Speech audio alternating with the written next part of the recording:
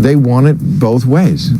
These people were so mean to us and poor us, and we don't want all this attention. And then let me write a book about how much we don't want attention. To assess her new brand as ever, she's previously hinted she might never restock her jam because the first batch sold out within 45 minutes. Now, the first batch was, 60 jars? It took exactly 2 chews for the most feared palate on television to detonate Meghan Markle's brand new dream. One moment, Gordon Ramsay sat in a sunlit Los Angeles brasserie, politely sampling a pastel-labeled jar of as-ever raspberry jam. The next, he slammed down his fork, spat into a napkin, and growled, "This isn't food, it's a crime against fruit." Phones rose, silence shattered, and within hours, #Jamgate eclipsed royal gossip, celebrity divorces, even election chatter. How did a simple spoonful turn into a digital firestorm, threatening to torch Meghan's carefully rebuilt image? Stay with me, because what happened after that infamous bite is even messier than the jam itself. Well, it was a Channel 5 investigation as to the state of the Sussexes' finances. Now, we know they didn't move to a 2-bedroom cottage somewhere in the middle of nowhere. They're living in quite a large mansion in Montecito. Meghan had planned every detail of her post-royal reinvention. Gone were the palace protocols and polite curtsies. In their place stood, as ever, a lifestyle label promising sun-drenched California ease in a jar. Soft focus launch photos showed hand-picked berries, recycled glass containers, and muted tones of dusty rose. Critics called it Gwyneth Paltrow chic with Windsor wattage. Friends whispered that Meghan oversaw flavor tests herself, adjusting sugar ratios late into the night.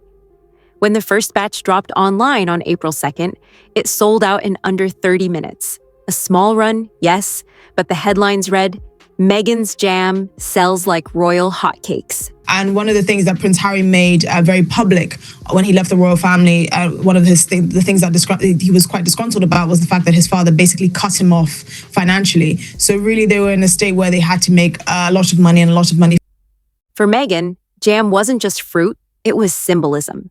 After her Archetypes podcast lost steam and a Netflix docuseries drew lukewarm reviews, this artisanal pivot felt tangible, wholesome, controllable. No studio execs, no tabloid editors, just jars, labels, and a narrative of mindful farm-to-table living. At least, that was the plan. But curated perfection met its match the moment Gordon Ramsay's reservation appeared, unannounced, in the hostess's ledger. Late Thursday afternoon, the little West Hollywood hotspot buzzed with influencers and discreet PR handlers. Meghan's team, sources say, had slipped the chef a dozen jars to pair with the house scones. An organic soft launch, designed for Instagram stories, not headlines. Then Ramsay walked in. When the plate landed at his table, witnesses recall a hush of anticipation. Even strangers knew a review, good or bad, might erupt. He spooned on a ruby smear, lifted the scone, took one bite, and the performance began. Brows knit, jaw halted. A low guttural, ugh. He spat into his napkin, shoved the plate away, and stood. "This is a bloody travesty," he barked, voice carrying to the back. Slimy texture, tastes like cough syrup perfume. Branding? Pretentious nonsense? A server froze, pastry tongs midair. Diners locked eyes.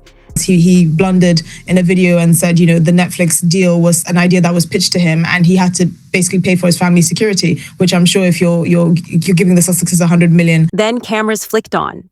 Ramsay's rant lasted 90 seconds, an eternity in viral video terms, before he stormed out, still muttering about crimes against fruit. As his silhouette vanished, an influencer whispered, "Did we just witness history?" The internet would answer that with a resounding and relentless yes. Clips hit TikTok before Ramsay's Uber even arrived. By sundown, Ramsay versus Meghan compilation videos topped suggested feeds. One supercut layered his expletive-laden quotes over dramatic violin. In 24 hours, the saga amassed 10 million views across YouTube, Instagram Reels, and X. Memes multiplied like sourdough starters in lockdown. A mock FDA warning label, may cause culinary rage, circulated. Someone photoshopped Ramsay holding the jar in a hazmat suit. A late-night host joked, "Turns out the only thing thicker than that jam is the irony."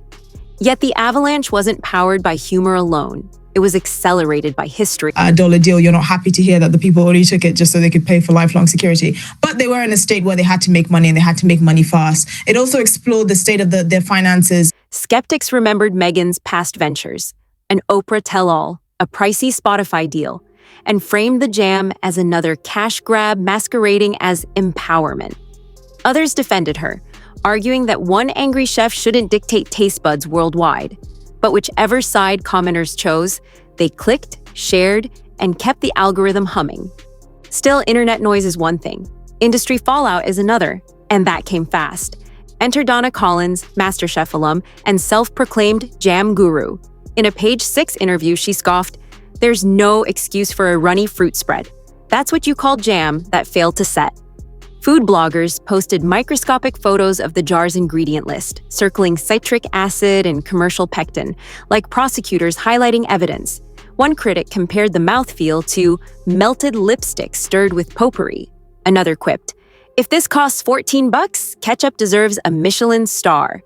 Mainstream outlets smelled blood. CNN's entertainment ticker ran, "Ramsay roasts royal jam." Meghan Markle's estimated net worth from her work from Suits and her lifestyle brand was about £5 million. And we know that Prince Harry was left inheritance by his late mother, Princess Diana, as well as the Queen Mother. Morning shows debated whether celebrity products should face professional taste tests before launch. Even the BBC got a slice. From palace to pantry, has Meghan spread herself too thin? While cameras analyze the catastrophe, retailers quietly assess their risk.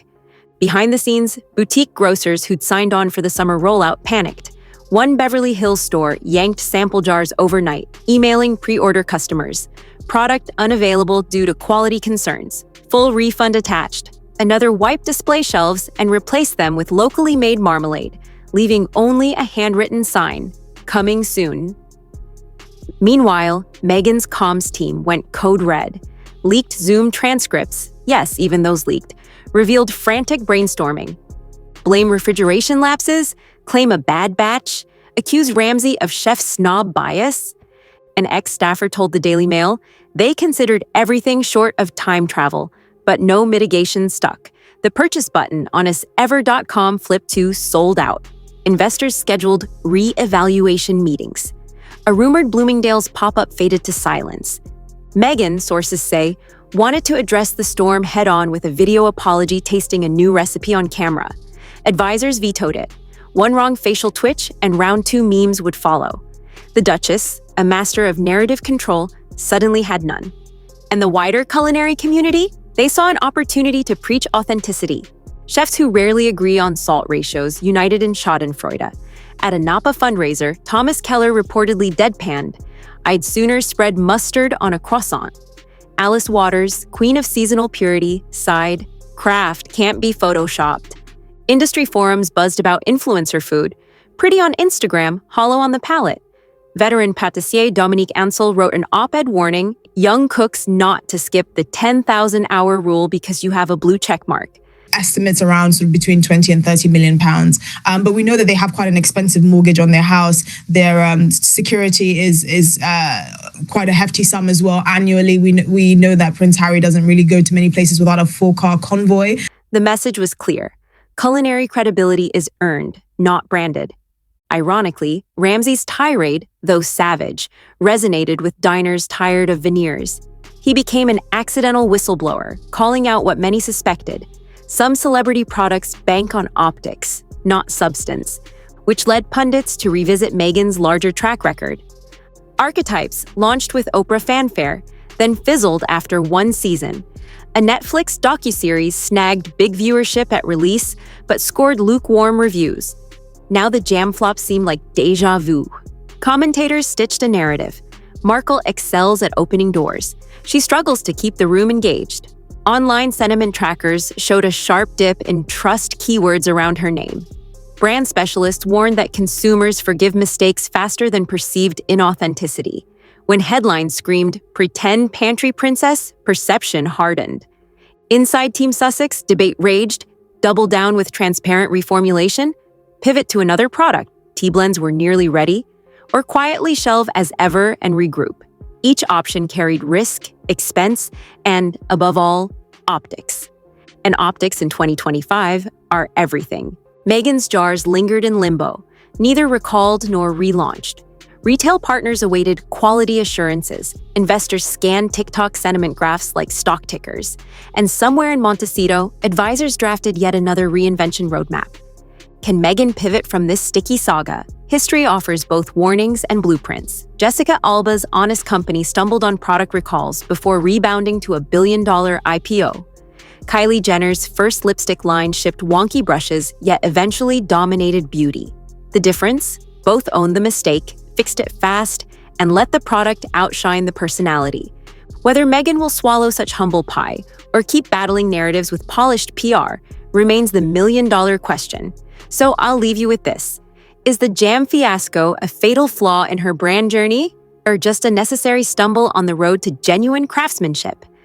Drop your thoughts below, and if you've ever tasted a celebrity product that actually lived up to the hype, I want to hear about it, because the next video might put that claim to the test.